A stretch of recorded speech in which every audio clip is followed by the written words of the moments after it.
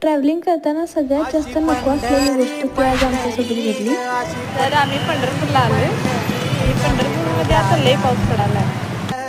पाऊस पडला म्हणून काय झालं, विठ्ठलाचं दर्शन घेतल्याशिवाय आम्ही जाणार नव्हतो, म्हणून तसंच गेलो भिजत विठ्ठलाच्या दर्शनासाठी.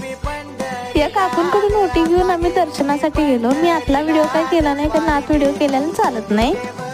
मला सगळ्यात जास्त आनंद कधी झाला माहिती आहे, चंद्रभागेच्या नदीवर गेल्यानंतर आम्हाला एका ठिकाणी जायचं होतं, ते म्हणजे इस्कॉन टेम्पलमध्ये.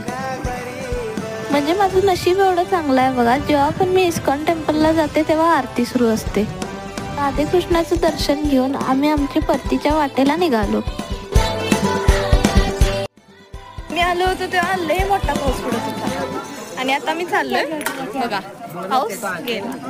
तर अशी आमची पंढरपूरची यात्रा झाली.